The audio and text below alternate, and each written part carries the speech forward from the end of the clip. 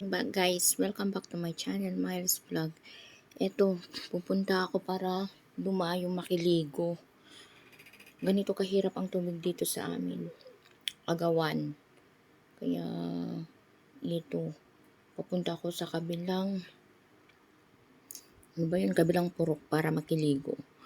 Mga 15 minutes siguro yung lalakarin ko bago ako makarating doon sa pupuntahan kong bahay. Kasi may bomba kasi silang ginagamit. Kasi sa amin sa balon kami kumukuha ng tubig. Sa dami na nagpapamotor, agawan. Kaya pag minalas-malas ka,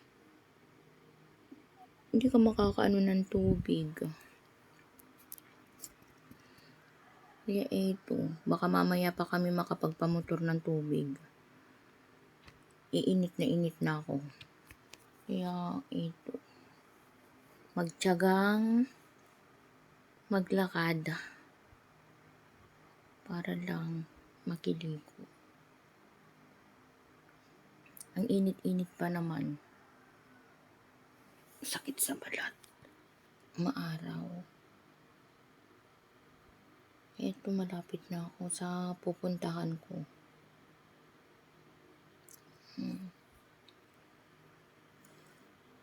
Tiyaga lang para makaligo. Wala kasing gripo dito sa amin eh. Yan ang mahirap. Tubig ang pinakamahirap talaga dito sa amin. Meron naman tubig pag tag-ulan, madami. Pero pag ganitong summer, talagang pahirapan ng tubig, agawan. Yan, malapit na ako.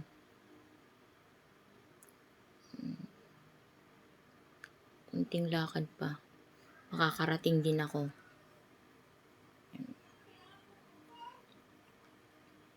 Grabe, sobrang init. Pagkapagod maglakad. Dala-dala ko na yung mga damit ko. Kaya nandito na ako. Nagdala din ako ng mga sabon, shampoo, toothpaste, lahat ng kailangan sa paligo. Yan.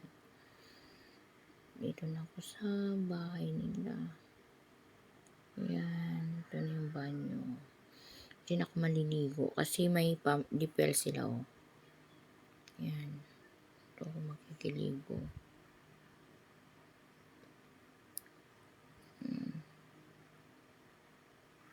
Yan. Tapos ako maligo. Pauwi naman na ako ngayon. Bilis, no? Dala-dala ko na naman yung aking mga gamit pa uwi.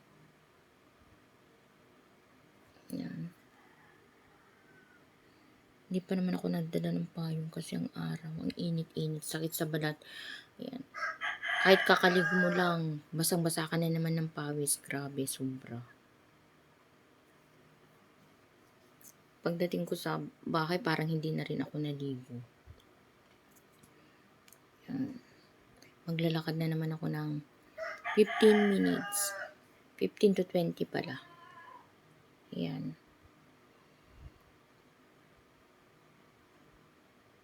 Anak kong bruha.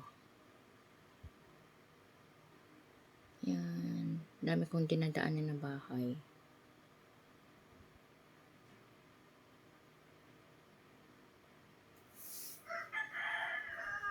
Para ka rin hindi naligo.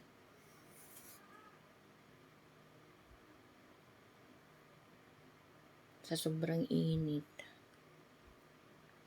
Pawis na pawis.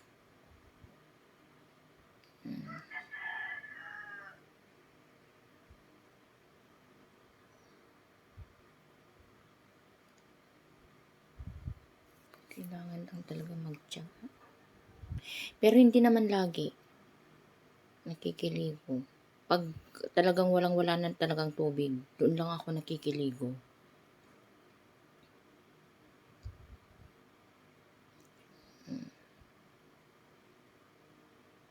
Tuyo na yung aking buhok. Malapit na ako dito sa bahay. Oh. Kahit hindi ko napatuyuin. Di pa nga ako nakakasuklay, di pa ako nakakarating sa bahay. Malapit pa lang ako. Pero as in talagang tuyong-tuyo na yung aking buhok.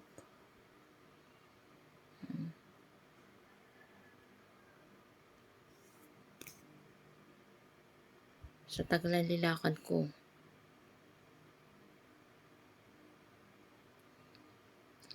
Nandito na ako sa bahay.